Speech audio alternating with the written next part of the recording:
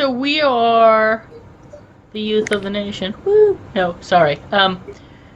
We are talking about language, dialects, and the conversation around language and colonialism. So, the terminology around linguistics, different dialects, and how dialects are affected by national identity and colonization and occupation.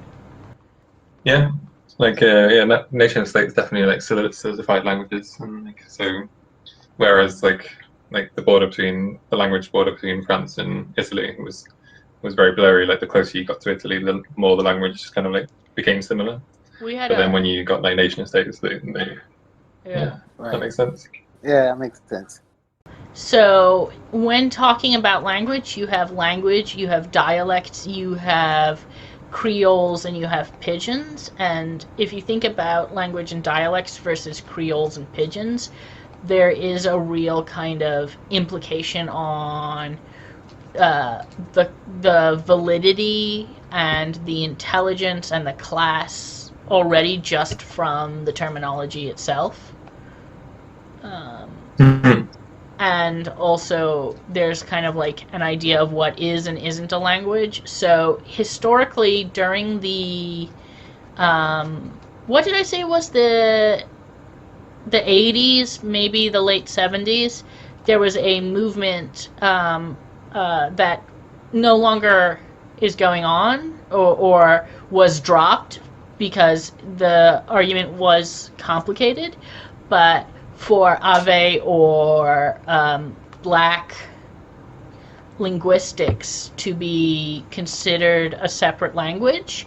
Initially, this was put forward by people who wanted to argue that the amount of effort that it took to code switch from the home to the school was something that should be taken into account.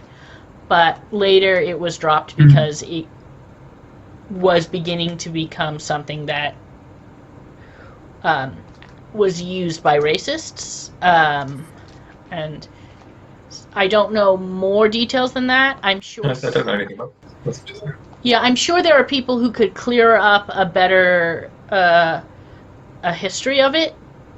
My history is a game of telephone from my mom, who was around during that era and actually was involved in kind of, activist circles at that time, to what I can remember to what I can explain. That's interesting. I know that, people in the South, black or white, have a common dialect close together than people in the North of America. Oh, there's like a African revival movement. You have Kwanzaa for Christmas and the Harlem Renaissance for fashions and reclaiming their history, poetry and stuff. So they're trying to officialize their language was part of that. No idea. I have no idea. Everything I know. And then we were talking about, I talked a little bit about different dialects and how Armenian has two different actual languages. It has Western and Eastern Armenian. And from there we kind of moved on to interesting conversations about dialects of Arabic and how, if you want to go into that, you can. Yeah, definitely. As I brought up, if you were to put somebody in front of me, right, from Lebanon or Algeria, I wouldn't be able to understand their dialect of Arabic because they got different things. Because Egyptian Arabic, right, and Sudanese Arabic, because the British being around that area for hundreds of years, so some English rubbed off on the dialects. That's why today, if you go to those two places, right, you see signs are bilingual in Arabic and English. And on media and radio, entertainment, of course, media, all that is in both languages. There's a radio station right over there in Egypt called Nile FM that plays really good music during the weekends, but they don't. That channel has Nobody's speaking Arabic. Everybody's speaking English. Some accented, some not accented. And the actual Americans, some Americans live over there too anyways, but yeah. Hmm. But that's Interesting. the British, that's colonialism that stayed. Yeah. Oh, so where did the Arab language start? In Saudi Arabia, like that peninsula? Yes. The actual Arabic language, yes, started in Saudi Arabia. That's where Islam started. And Yes. so and I wonder how many languages it kind of replaced, and like how many still surviving of like other indigenous languages before Arabic. Well, we were actually It replaced a lot.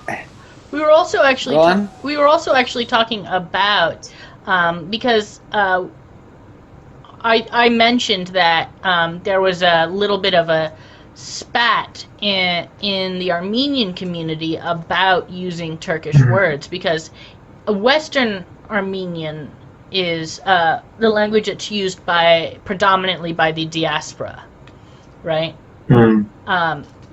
And my grandmother, or my mother, my mom's mom, her family would be using Turkish curse words and a few Turkish words here and there.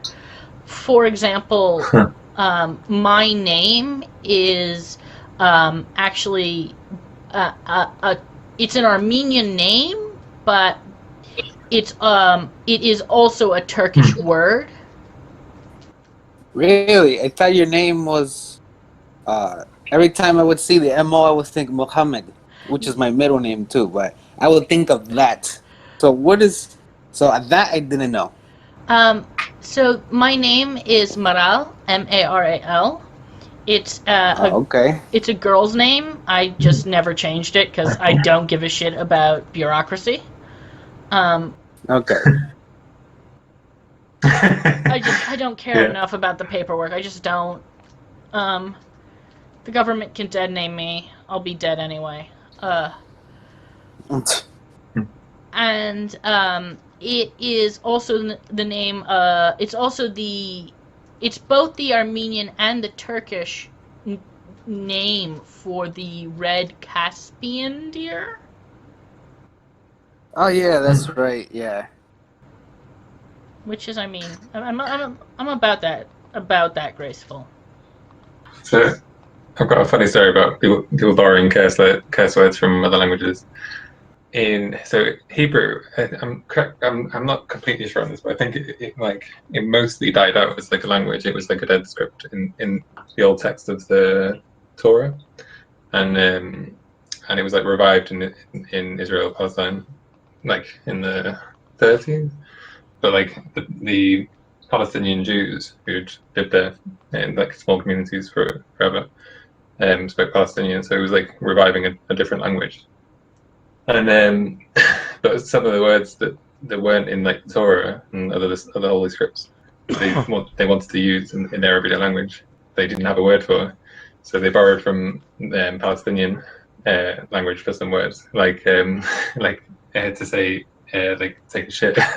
And so one of the protest slogans in Palestine is like this like ironic funny thing of like they're stealing our shit. literally,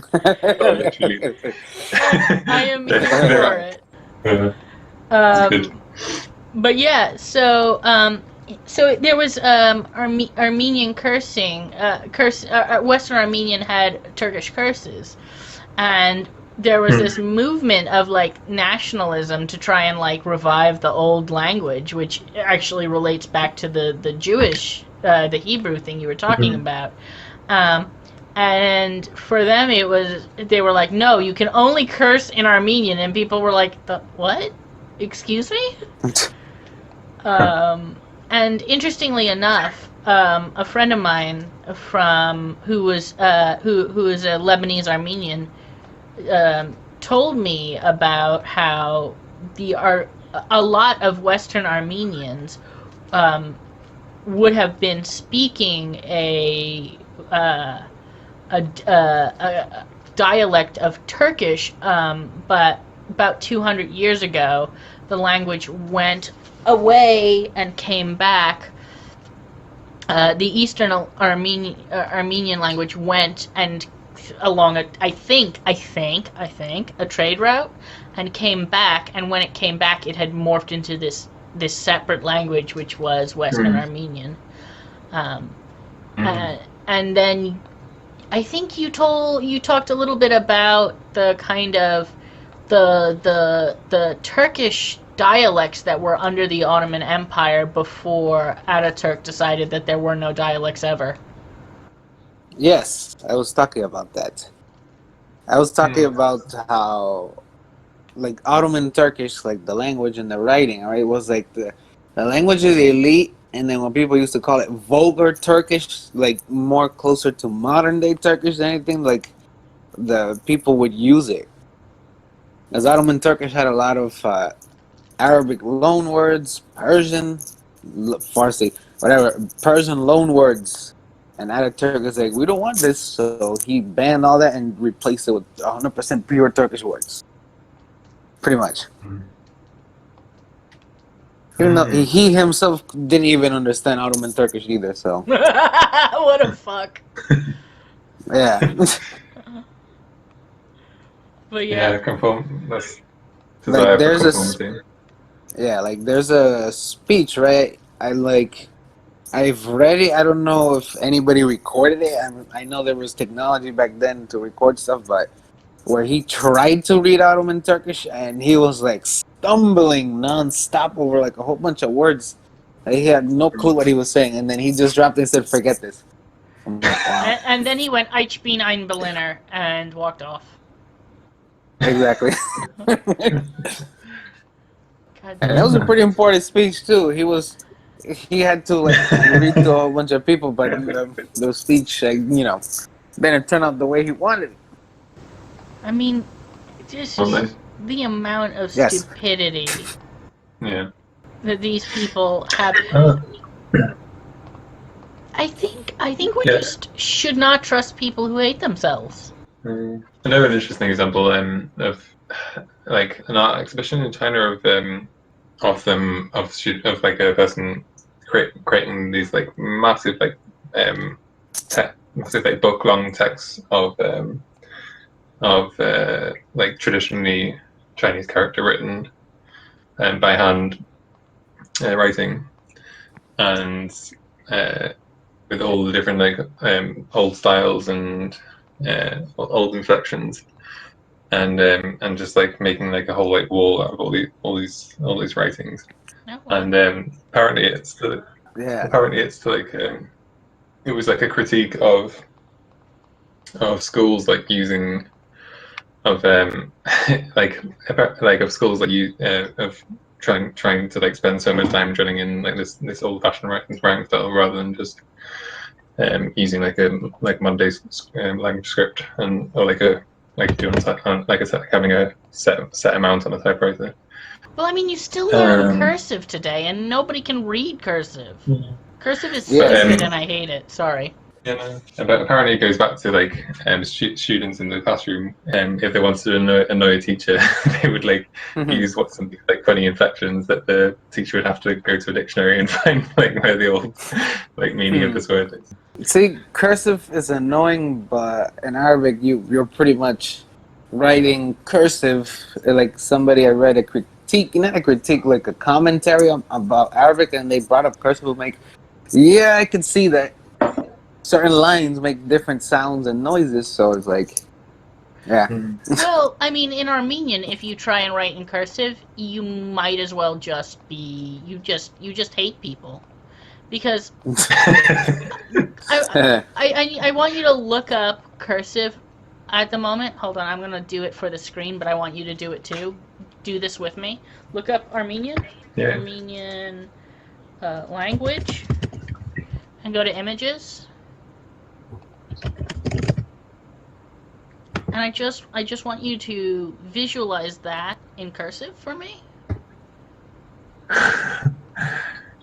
Yeah. The Armenian alphabet looks like Egyptian hieroglyphs. I just want you to look at how much up and down there is, and then imagine somebody merging those together so that you couldn't tell where the ups and downs were from which letters. Wow. Yeah. You'd just be like, why are you doing this? Because I hate you. I'm sorry, I can't read that. Mm-mm. It's not a gentle language. I mean, to be fair, Mhm. while English is not a difficult language when it comes to speaking it, it is a stupid language to write. Oh, yes, it is. There's a lot of things that don't appear in any other language except English. Yeah. How do you Yeah, the spelling spell? completely irrational. Yeah, the I after E, except for not at all. Except for all these exceptions allow me to list them. Yeah, it doesn't make sense. But then, in my opinion at least, German is a harsh language too. I mean, yeah. Hmm. Are we just what? Sorry. I'm playing Minecraft so that when this is given, nobody has to like stare at a blank screen for 100 hours. And I just That's came good. back to somebody having changed something really randomly, and I did not expect it. That's kind. That sounds like Minecraft, alright. But anyway, yeah. So did we talk about the East Asian joys that are going on at the moment with language? No, we did not talk No. about that. That sounds interesting. Yeah. So there are East Asia. China is where it started. So China is occupying an area of. Mongolia? Yes, Yeah, and that's But they're Taiwan. where I came also in. and they're also occupying a part of Korea too. Yes, uh, and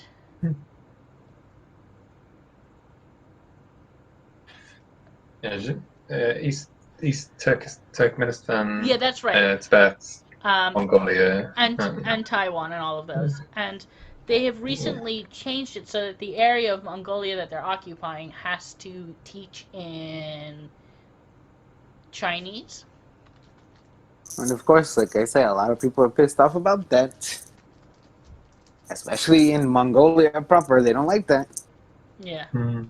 And Taiwan, people didn't know had its own language. I didn't Yeah, know what that's what. Taiwanese. Yeah. It's actually got a number of different languages, which I didn't know.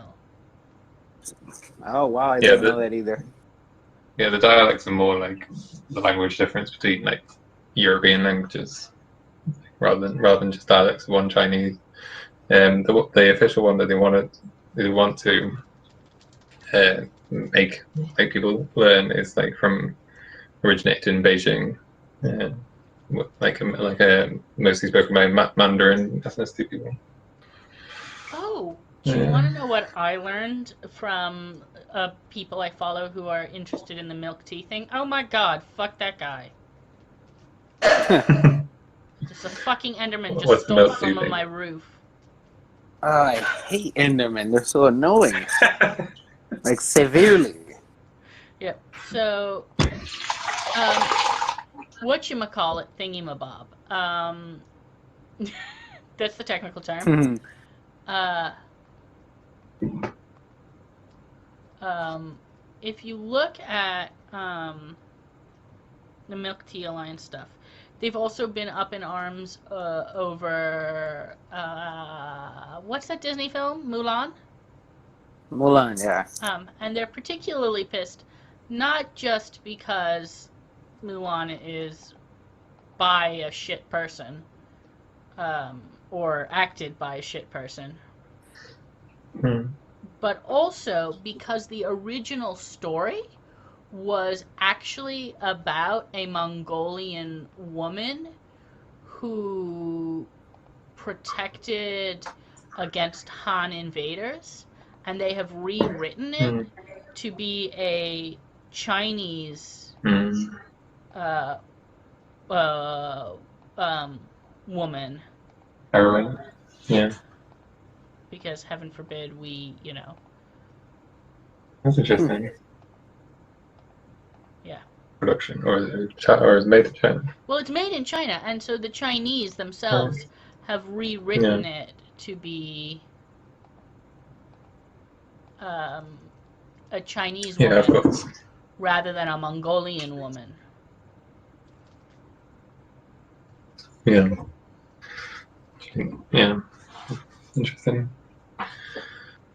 Wow. I didn't know that.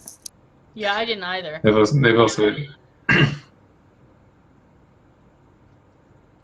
also like whitewashed into like the queer elements of it, gender queering. Yeah, well, Yeah. heaven forbid that we have Pinkwashing. any genderqueer people ever exist at all. This man was buried with women's clothes. Can't explain that ever. Nope. Mm-mm. This woman was with the other Vikings and was a powerful warrioress. Yeah. Had a wife. Reasons unknown. Yeah. Yeah. So where do we go?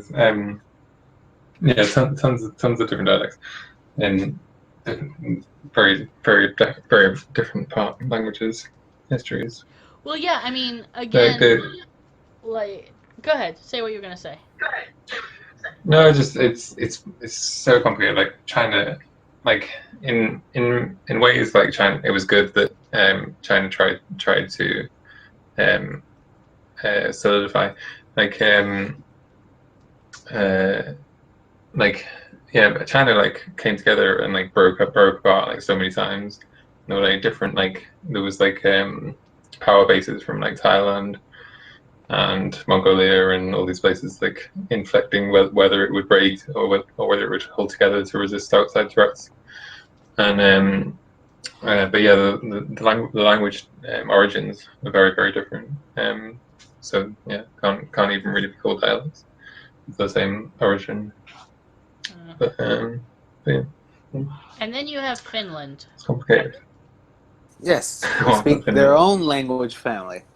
Well, the Finnish and some indigenous peoples in Russia and the Sami folk. Yeah, I was going to say the Sami, yeah. They speak Finno-Ugric languages. But right. Finnish is the only... I mean, it's so complicated. I don't know what you'd say about an indigenous peoples. They don't have their own unoccupied, uncontrolled land, you know? Right. There's a music group. There's a music group who sings in Finnish. Their name is, I think it's, how do you say it? Mahavuk? I think that's how you say it. I don't know. They do Soviet synth pop. It actually sounds pretty good, their music. Oh, cool. I don't know they're still around today, but in the 80s, when, you know, the USSR was beginning to westernize, a lot of people back then used to make Soviet synth pop. Because the synthesizer made its way and everybody's like, oh, what is this technology? Let's do music with it. And then the whole scene that came out of that, the 80s, was like, wow. It's a lot of good songs. Now, actually, some songs are even famous today because some of them were in movies. Oh, which ones? So it's pretty... Okay, so... The song by, I think it's called, the name of the song, Nazare at Dawn. Oh, by Alliance. There we go. That song, right, was in the movie Hardcore Henry, which is like it's a first-person action movie. I haven't seen that. Is it any good? It is, actually. Like, if you like video games and all, you'll like Hardcore Henry. It's pretty good. It's like literally watching somebody playing like Assassin's Creed or something like that, but in first person with all the parkour and all that kind of stuff. It's a pretty good movie. I enjoyed it. But I like video games, so yeah.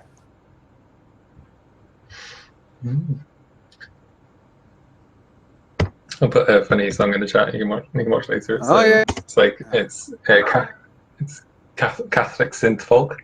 It's like the nuns that made it to Woodstock and were like part of the hippie movement.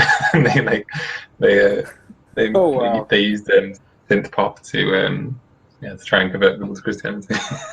Oh my god, It's there kind is of funny. nothing more. There is nothing more cringe than when people try to use pop music to convert people to like a religion or ideology. You know, like Yeah. I mean, I don't mean ideology but like nobody was like vote Republican, do, and you're like, no, please stop, always. Yeah, no, that's definitely cringe. Wait a second though. It It depends on which Republican. No, all Republicans. Because if you're talking about the real Republicans, the IRA, those Republicans. I don't know. I mean, come on, you're black and tans. Now that is a classic diss song right there. Yeah. Yeah, these nuns were more like anarcho-pacifists, like liberation ideology and people, but they were like at the forefront of pop for some reason. They just like decided to like DIY synth pop, some like funny songs. Oh, okay. It was interesting. Yeah, the Sami, they're connected to Inuit a little bit, like because Inuits came over from all Native Americans came over from the Russian land bridge between Russia and America. Well, right. There is some interesting evidence to suggest they may have come over in two goes. And so that means that one of the goes they came over could not have been the ice land bridge thing. Right. So yeah, some saving that. So the way they could have come over if they weren't coming over through the land bridge is by basically island hopping from you know what I'm talking about, from Southeast Asia to the Torres Strait to Oceania to Hawaii to America. Oh wow, I didn't know that.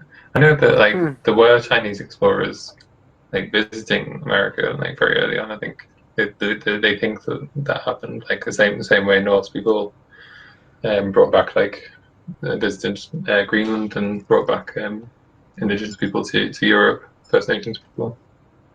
Here's something else is interesting. Didn't know about mass migration. Yeah, here's something that's also right. Here's something that's interesting. Well, did you know? You guys know that apparently ancient Egyptians have been to the West several times, actually. Like, if you could believe that, if you think this possible, there's evidence that it has happened. There's a theory. Yeah, there's a theory that's floating around that people from South America and Africa was trading for a long time, even though the distances were like extremely large. But there was a guy. There's evidence for it. There was a guy who built an Egyptian boat out of reeds or whatever, and then traveled, and so he proved that it was physically possible to do. That's right. And actually, over there in the what's the name of the Grand Canyon, right? If you go, there's certain parts of the Grand Canyon you actually go below, like you can't go in there because it's closed off. And there's people who went exploring, right, a long time ago, and they went there and they found Egyptian hieroglyphs inside the walls and little statues and all that kind of stuff. That they literally called that area the Temple of Isis, the Temple of Osiris, and its name was like that. And people are thinking, what is that doing all the way in the United States? Because they were there. There's evidence that they made it to there. Pretty much. It's pretty interesting. It'd be amazing if it's true, yeah. It needs more it is interesting, it's true. It needs more research, but if it's legit, then yeah. We're definitely all over the place. Yeah. I mean, the amount of exploring that has existed forever and a day that we don't recognize because it was not in a colonialist manner is pretty intense. Because if you think about it, let's say that island hopping existed, or that the Egyptians did go to the west, or that the Vikings went to the west, or that the Chinese went not west, um, Americas. Americas. The Americas. Yeah. Yes. Or that the Chinese went to the Americas, or any other sorts of things that were happening in any sort. So, like, you know, even the stuff between the Vikings and the Norse and the Arab folk also is much less recorded and known about because it was not done in a manner that is like full of blood and manifest destiny kind of nonsense, right? That's right. If you don't talk about how you discovered a country and you don't talk about how you did it and how you're amazing and how, right, and you don't rewrite over an entire group, then all of a sudden there's a lot less, knowledge. I mean, not knowledge. There's just, it's just the knowledge, the only knowledge we hear about is the bloody knowledge. The unearthing of these other kinds of histories, histories of non-colonial, or histories that are of queer, or histories of women, or histories of people of color, are only new now because they have been written over for so long by the dominant power. See, not a lot of people know this, but there was Muslim Vikings, and a lot of them actually. Like they found like many tombs, right, that had references to Allah, and there was a ring with calligraphy on it with that name. Yeah, there was there's a Pretty interesting. My dad read a lot of the poetic Eddas of Norse cultures, and he talks, and in one of the poetic Eddas that they're written historically, they're historic ones, right? And in one of them, there's a conversation about how the local,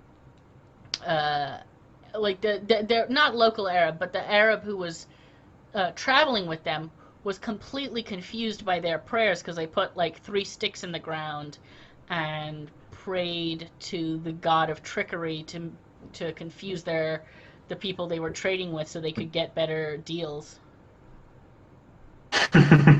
Right. And the Muslim was like, I don't understand these people. What? That's good.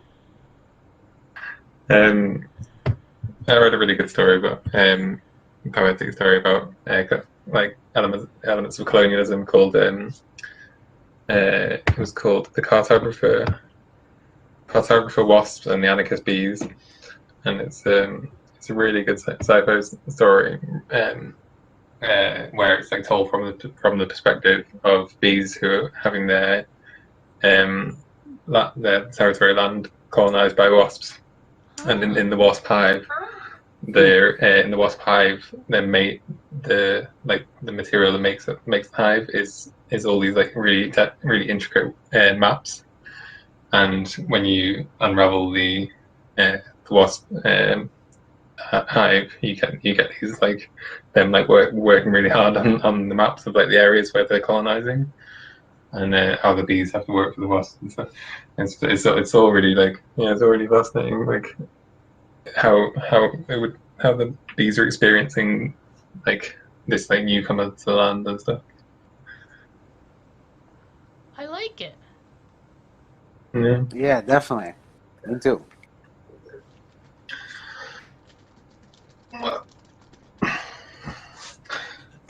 So, yeah, what do you think can be done to like get more local language speakers? Like, I think like a radical shift in like the culture of like people like realizing like how essential it is for like when you learn a new language, they like change, like it changes like how you think about the world, like the just like the practice of speaking a language and like how all the meanings of different words the different Right. different languages. I think there's a few things. I think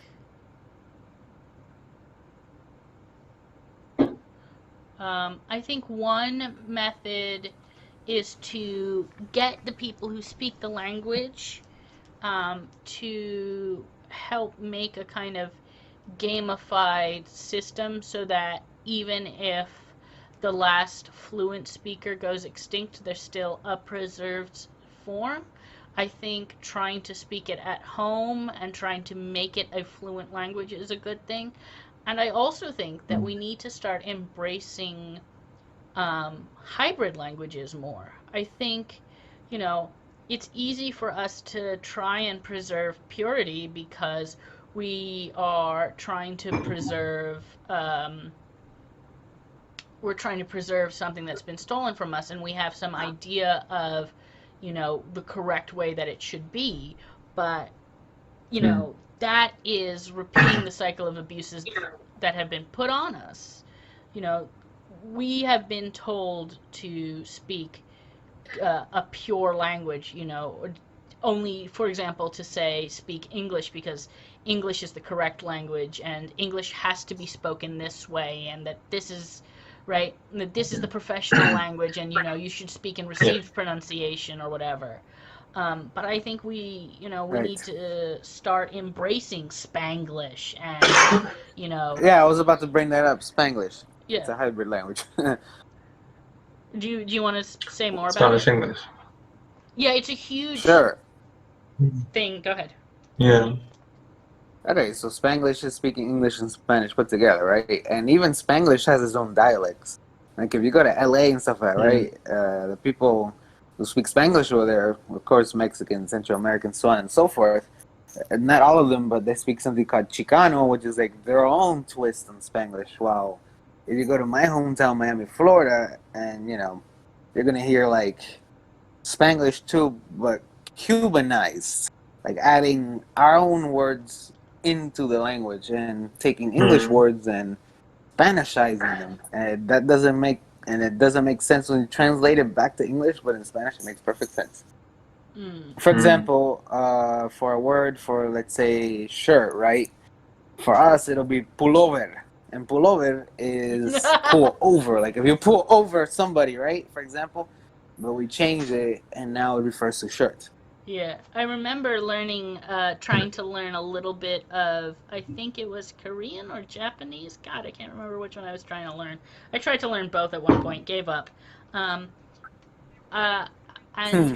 one of them had skirt as skirtu and jacket as jaketu. And I was like, I bet, yeah, okay. That definitely sounds like it. Oh, yeah. I mean, I think that's... Yeah, Go ahead. Sorry.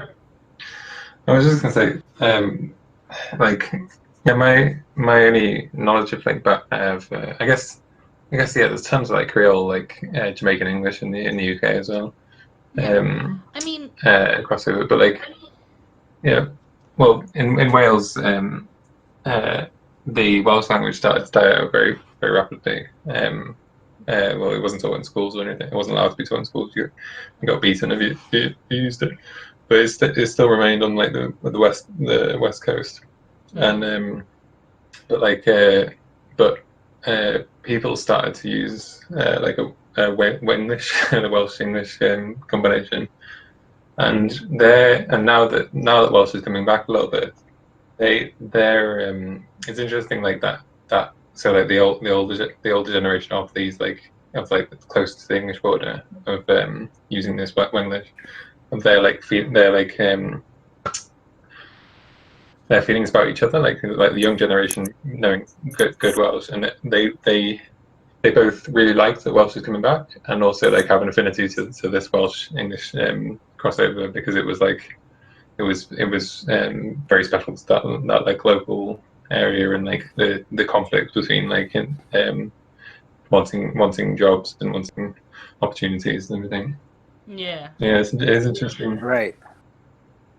I mean, another thing I think is important to remember is it's it's easy for us to think of it as in one direction, but we think of English as a clear and simple language on its own, but fiance and all of these other words like appetizer and whatnot are not. You know what I mean? Yeah, come from French. Yeah. Yeah. A lot of it comes A lot of it comes when Normans were.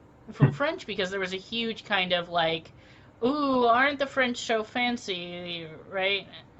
A fetish, a kind of Well, Francophile thing and we going were down. conquered by Normans. Yep, the Normans. Exactly. Yeah, and we were conquered by Normans. Well, yeah, but I think Was some of William this. Wallace. I mean, I think the Francophilia came from being conquered and having had that kind of, like, almost Stockholm syndrome instilled. But I think that the things like fiance were adopted much later. It was seen as the more like elite language to speak out after that, wasn't it? So Yeah. English was like the common.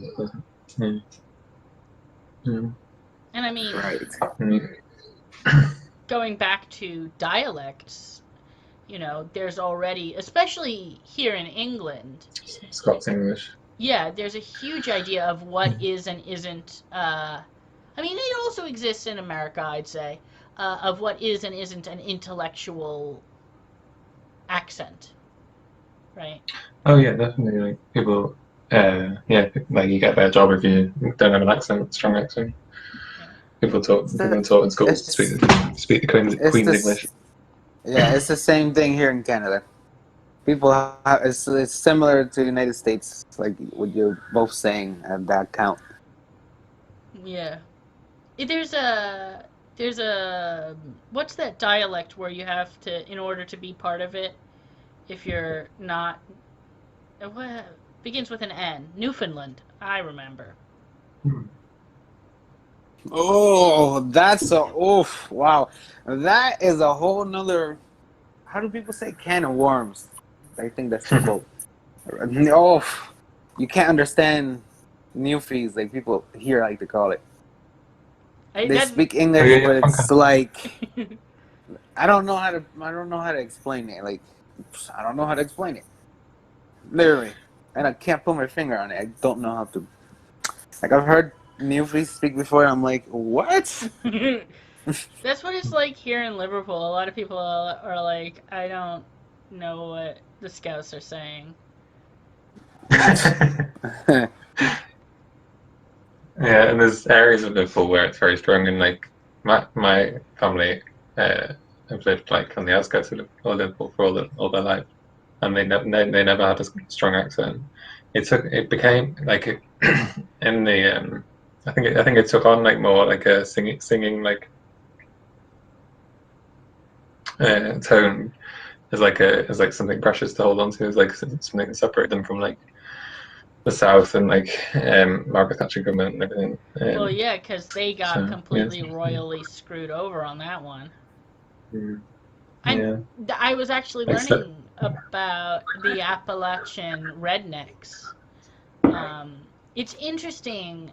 I don't know if it is here in Liverpool, but in America, there's a group of people who are trying to start teaching about the history of working class and people of color, working class solidarity between white and people of color. So in the Appalachian mining areas, there was a bunch of people who were owning the miners and the shareholders and all those jerks who were like, you guys aren't allowed to have a union. And so the Appalachian workers who were white wore red handkerchiefs so that the black folk knew that they were ally, that the person wearing the red handkerchief was allied, because you didn't want friendly fire. And so I don't know if there's any and so this group of people in America at the moment are trying to counteract the narrative of racism, especially among the white working class, by teaching this history of class solidarity between the races. Yeah, that's what the word. That's what the word originally redneck meant. It was like for that, and then it took its different connotation. Yeah. That's really cool. Yeah.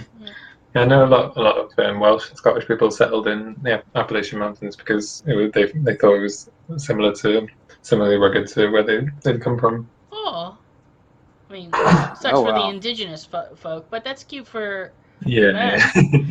them. Well, like mountain men wanting to yeah. Yeah, it's complicated. Like Indians, like First Nations, the American people, well, they worked together with mountain men to like find routes through for like for what's it called, coaches to get to California and get to the west, Well, one of which the things that I've been learning about, which is what I said earlier about language and purity, one of the things that I have been learning is to accept that purity is really not something to strive for. It's easy to want to preserve things in their in this kind of distilled form, right? To want to imagine things in this uncomplicated nostalgia of like this is how it was and it was in this proper way, but nothing is free of context, and nothing is free of any historical areas. And for the indigenous people of America to have survived their genocide, what they had to do was to say like, no, there is no blood quantum for us. You are the culture, you are what you grew up in, what you're steeped in, you are family who is descended from the people who are connected to it in a kind of more, in a less kind of biological sense. Not that there is something to be completely free of biology. Things are always more complicated than an absolute in one or the other direction, right? Right. But, it's the same also, I think, with, black folk descended from slavery, right? The people from the Caribbean islands, the people who are from the Windrush generation, the people who are from America, right? Black is not the same.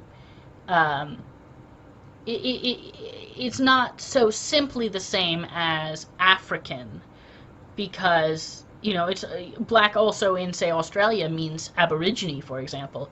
These peoples are peoples who have had who were once a long time ago pre-cultural genocide, sort of separate identities, and have become a new identity from their shared experiences and from the horrible abuse of forced breeding, and so purity becomes just this really bitter taste of colonialism. And it is easy for us to try and answer our problems using the same tools that we have been taught by colonialism. But I think learning from how the indigenous peoples have preserved themselves, and learning from people like Audre Lorde's piece, The Master's Tools, cannot dismantle the Master's house. A very short essay, totally worth the read. I quote it everywhere, all the time, forever. I think these things, and not just America, there are other countries that have said the same thing as well. Other thinkers who have said the same thing as well. In South America, in South Asia, in the Middle East. Like in Hawaii, or in a lot of what's it called, settlements, not reserves.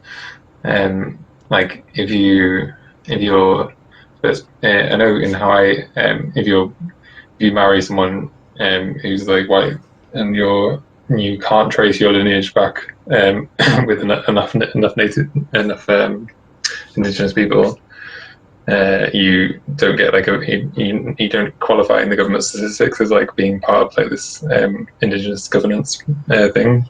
So they can just like. Well, the way the government is about race tells you everything you need to know about race. The way. Right. Yeah, it comes from British colonialism. The way that they talk about blood quantum for indigenous people as a way to erase them, and then create the one drop rule as a way to force race upon anybody descended of African descent. And then on top of that, you have, for example, the history of the Armenians, who were originally classified as yellow, and then were classified as white, I think, later on. And then we were requested to be put on the special registration post 9/11, and then we argued that we were Christian, so it didn't count, which is, I don't know, stupid.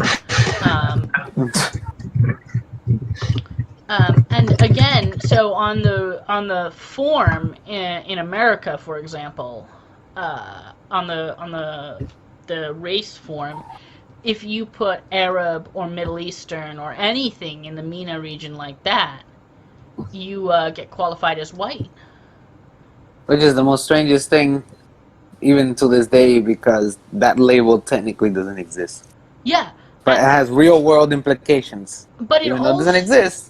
It also, those groups don't get treated as white in America.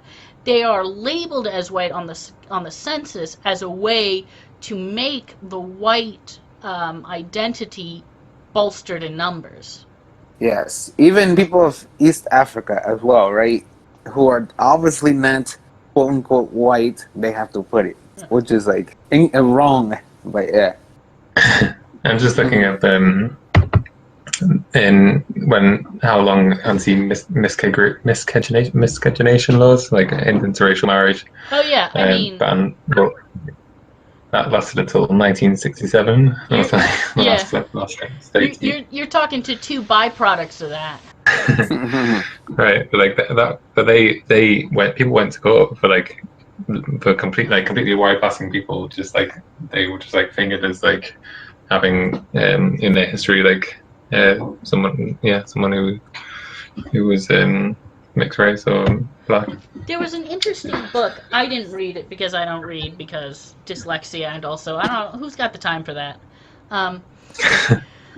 And it was a work of fiction based on, like, it was a historically accurate work of fiction that my mom read, and it was about two different women who were mixed race black.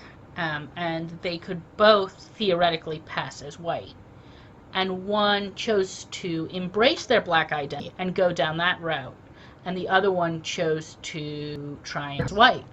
And what the story, I think, says, as it continues, the path continues, the woman who embraces whiteness, so to speak, she becomes less and less in touch with her own history, her own identity, her own people, not just in some like morally superior way, but in a way that actually kind of like, you know, means that she loses touch with her parents, and means that she's crueler to the work staff than just the. Is somebody doing something to their microphone? Sorry, no. Sorry, I was just moving up. So carry on. Sorry. Okay. Oh. She becomes like crueler and crueler to the people around her, and there's some sort of connection to that, connected to sort of self-hatred and paranoia of being found out. And the other one who, you know, embraces blackness does not get the creature comforts that being part of the group on the top provides, but does have a kind of less complicated relationship to her identity because she's not also abusing herself or participating in the abuse of her identity. That almost by pretending to be white, you are participating in the abuse that the system does against folk. Anyway, that it was a fictional piece of work. Right. No, it's really interesting. I'd love to read that kind of history. There's a really recent documentary about a woman who grew up in like a completely like mostly 100% Ashkenazi white Jewish community, Jewish family, and the mum has an affair with a black man about the basketball court, and so has a kid who's mixed race, but they tell her and tell everyone that she's like she probably has some like Sephardic Jewish background, Oh no! and that she's completely white, and so she grows up. She thinks she's white until she's like 16, and then some doubt starts setting. Like people at school and in college, she starts to unravel the whole story, and then starts to identify more again with the black culture from spending time around the biological father. Well, I mean, the amount of complexity that occurs when you start to look at the people that occupy the lines between one race and another. So, right. My mom is Armenian, which is, I sort of Middle Eastern, but sort of European, but you know what I mean? It's a complicated, mushy spot. And because she was tan-skinned and curly-haired and lived in America before 9/11, everybody spoke Spanish to her. Yeah, that happens. Yeah, my woman who I lived with in Calais, who was Ethiopian, she says when she's like walking down the street in Birmingham, Sheffield, like Indian people will look at her and be like, "You one of us?" Like she like start conversations like everyone's like she just notices everyone's looking at her like trying to like make sure that you are Indian, aren't you? I mean, for me, if I vacillate wildly between being white and being some sort of Middle Eastern, because my dad's white, and depending on where I am, and depending on what I'm wearing, and depending on what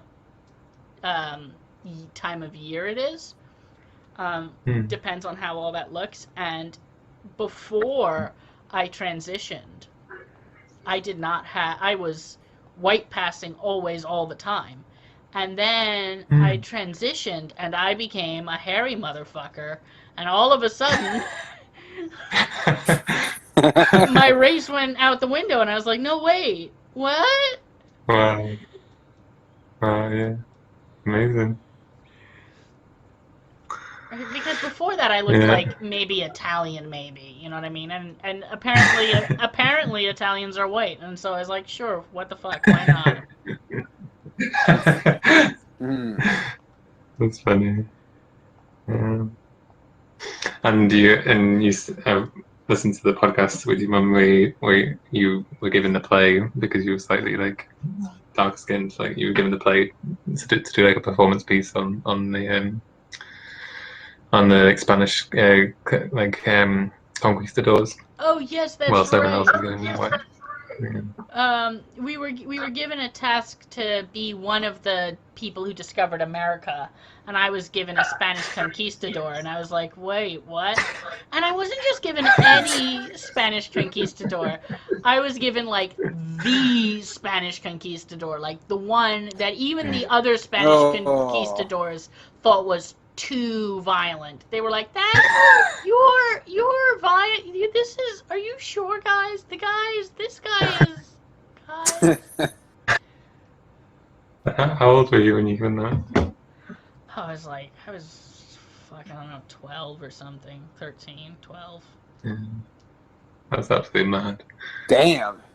Yeah. I did get to do drag though. That was awesome. Baby's first drag. I had a little mustache and everything. I was like, damn right. Impeccable fashion covered in blood.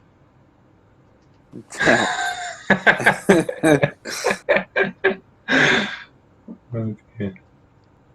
I mean, we could talk about language politics in Canada, or because that's quite a big one with like reviving indigenous languages. And yes, it definitely is. I'm gonna leave that to you because I know nothing. especially now that police brutality is at an all-time high because the cops here are trying to emulate the cops in the States. So now you have police brutality, right? Which has been going on for even before I moved here. It's been going on for a long time, but now it's like over the top because the cops here are trying to, like, how do you say, fulfill power fantasy. I mean, isn't that just what being cops? I was gonna say, isn't that just what being a cop is? Yeah, pretty much. But they're trying to be more cop than a cop, if that makes sense. Right. I mean, like, how do you be more cop than a cop? More blue than blue? That doesn't make sense. I mean, these sound like lyrics to like a song. Yeah, it does actually. A crappy song, but yeah, I agree. So you got Trudeau, right? Sorry, go ahead. You were gonna say it depends? No, it just depends on who writes the song. That's all. Right. So you got, Justin Trudeau, right? He's correcting people when people say mankind. He wants people to say people kind, right? And then on the other hand, he's arming these cops and hyper militarizing them to cause problems. As long as they're both genders, it's okay. No, wait. Justin Trudeau he is the definition of a liberal. More women CEOs. That's the true definition. Like I just literally said, more women CEOs, more women, etc. Right? Stuff like that. Liberal thoughts. That's what he's doing. If I wish Piper was in this chat too, because they would definitely agree with me with what I'm saying. Let's see if we can get Piper in. And what happened to the other person who said, I'll be there soon? Okay, where are they? I'm waiting for them too. Yeah, I don't know where they went. Sometimes people are liars and they promise falsehoods. How dare they?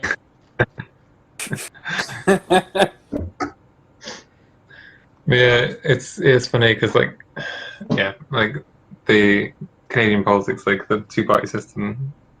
You mean like all two-party system? Exactly. In Canada, so like they politicize like these like culture war issues of French versus English. Like if you're in Quebec, you should try and learn French, which is true. But, yes. Severely. But if that's like the only focus of like liberal politics, then you neglect like the actual effort that needs to go into reviving indigenous languages. So Trudeau, there's a video of Trudeau in like debates in Canada when he was like still in school, high school or university, where he was defending speaking English in Quebec, in like public schools and stuff, as in like like the education should be primarily English, and but now he's like taking this like cultural the liberal side of like correcting people when they give questions to him and go back in English, but yeah, it can come off as like performative because if you don't have like a big set of policies for like how to revive indigenous languages, then it just seems like trying to get people's attention into these like very hyper specific issues, which don't really get the whole picture. And another thing too, right? Go back to the police brutality thing. The police here still denies that they had an active role, right, in the death of Regis Korchinski Paquet, because what happened was the police pushed her off a balcony, and they're ruling it a suicide. Yeah, they're ruling it a suicide, right? But it's not a suicide. It was deliberately done by the cops. Wait, I mean, they have footage, don't they? Wasn't there footage? Yeah, there is, but the cops edited it a little to make it look like they never pushed anybody, but they did. Because her family says to this day, and I agree with their family, to this day, that they pushed her off the balcony. And she was having a seizure, right? And she was feeling really scared and all that kind of stuff. And that's why her mother called, rescue 911 to whatever. But unfortunately, it led to her death. Yeah. I mean, if it was a seizure and they had done nothing, they could have just said she had a seizure and fell off. The fact that they felt the need to blame her already tells you what you need to know about who did what. And also, no cops, this was just recent too, no cops were charged in her murder. No cops. So you know what's going to happen now? This whole city of Toronto is going to go out to the streets sometime to demand justice. See, police brutality is just not a United States thing. It exists up here in Canada. No, it exists up here in Canada as well. I mean, to be fair, the U.S. can't monopolize it at all because it exists in so many countries. Yes. But as I said, the cops here want to be like hyper cop. That they want to emulate the United States police and then outdo them, if that makes sense. Yeah, the United States police who want to emulate the Israeli police. Yes, they do. That's why a lot of Israeli commandos, right, who were ejected because they did war crimes or whatever in Israel, they came over to Canada, right, got into it and joined the forces, the military and police and all that on purpose. It's like, whoa. This is not good. One issue I know about, which combines language preservation and marginalized Native people, is they in like about rural areas that Native people are flown in to like live at like boarding schools, where the towns can often be like very racist, and there's a really good podcast, I can't remember the name, and that went through like all like the missing and murdered Native people in this one town. Yeah, it was like a massive thing. Oh yes. Do you know it? Yeah. Missing and murdered Indigenous women are a big one. And then the other one, which is in Canada, if I remember correctly, because it's got a different name in America. I don't know what it's called in America, but in Canada it's called residential schools.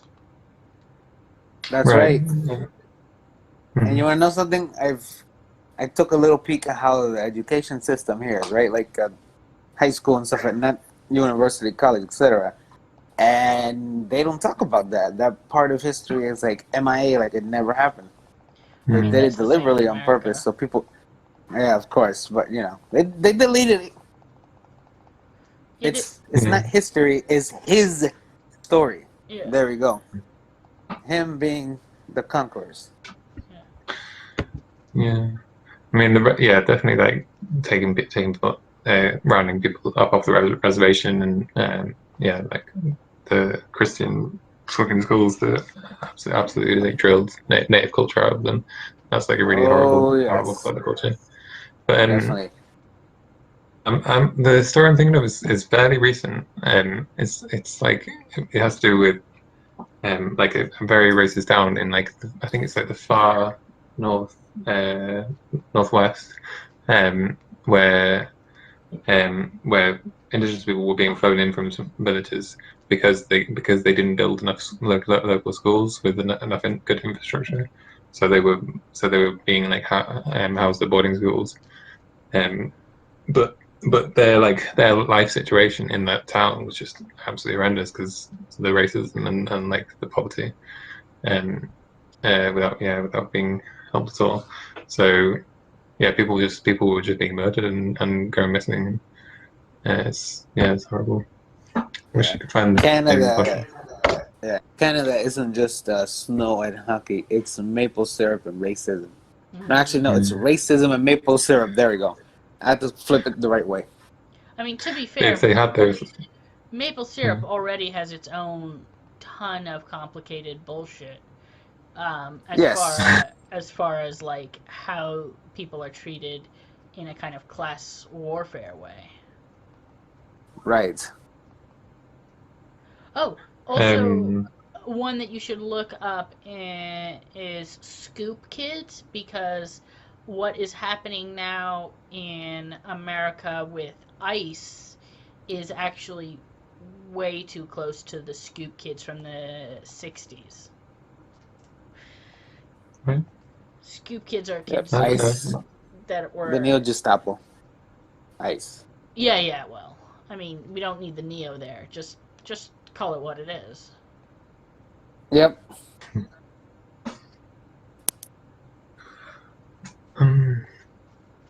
Yeah, like free. I don't know. Like there was already big free school movement in the 60s, of like parents coming together and putting on local schools. Yeah, so, like something they need funding and they need like school close to where people grow up, where they have like resources in their community, and to be able to keep the language alive and keep the culture alive, keep the opportunities alive. Well, go ahead. No, I was just saying right. Yeah. Go on, Mo. Well, one of the things that is really complicated is the kind of recursive thing about how who gets aid or support as far as education systems go, based on who performs well, and who performs well is people who get monetary support or who already have the money. So the money is going from the people who don't have it to the people to the people who have it. I mean, you can see a real thing about like one of the most obvious places you can see that is in Louisiana. America is a great way to see exactly how your country could go wrong.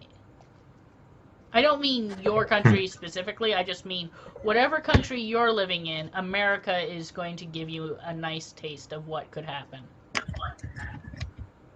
And Canada's already heading in that direction faster every single day, so yeah. Yeah, same with England. And Mexico too as well, from what I've been told. Like, really? What's going on in Mexico? Okay, I was going to Mexico. Somebody told me that the policies and stuff, institutions, etc., right, from the United States and here Canada, they're going to try to make their own version because they do have their own version of ICE. It's not called ICE, it's called something else. I don't remember the name. It's in Spanish anyways, but I don't remember the name. So they're trying to do like their own thing as well, which is pretty bad. With the refugees caught at the border. Yes, because they have their own border. They built a wall on purpose to not allow people from Central America to pass through. They did that. because And of course, they actively harm the natives in Mexico all the time. So yeah, so I that's why the have Zapatistas are a thing still. Zapatistas.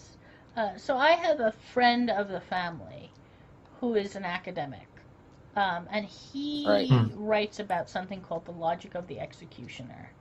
I don't know any. I've been trying to get a hold of some of his works to try and share them in the server, and maybe do an abridged version or something. Try to find something that isn't too, impossible to read, because sometimes academic stuff can be so dense that it's just, you know what I mean? It's hard to understand. Yeah. But the idea of the logic of the executioner is that when one is abusive, right? When one system or one group of people are abusive about something, they are they justify it by uh, by justifying by what has been done to them, or by imagining that it is some sort of justice or correctness or something. That there's this sort of repeating the abuse and the cycle that comes from internalizing the logic that of the person that has wronged you, and using their same logic to justify your actions. Yeah. And it's Right. and it's something that you see a whole ton in minorities that adopt fascism or fascist tendencies. Yeah. Subaltern politics. So what? Yes. Like subaltern is like it's like in colonialism you'd have like the British community, and then the like divide and conquer. They like the race of people that they, or the group of people that they wanted to put on top, and then the majority of people that they wanted them to rule for them. So it was like they were called like subalterns. I know what you're talking about. Yeah, I didn't know the name of them. I just thought that they were traitors. But yeah, Hello? it's complicated. Yeah, when you were talking about Louisiana before, there's a really good song by Phil Oakes called "Here's to the State of Mississippi," which was made during the Civil Rights era, and it was talking about how when news footage came out of like black people getting beaten up by police and having dogs set on them and everything, that it's like so many people were ashamed of America that they were like, one of the lyrics is "Mississippi, find yourself another country to be part of," because very troubled racial history, obviously.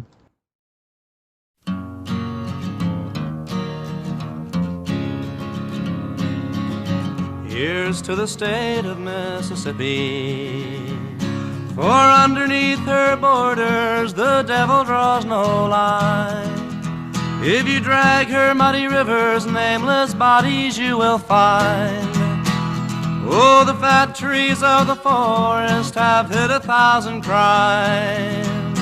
The calendar's line when it reads the present time. Oh, here's to the land you've torn out the heart of. Mississippi, find yourself another country to be part of.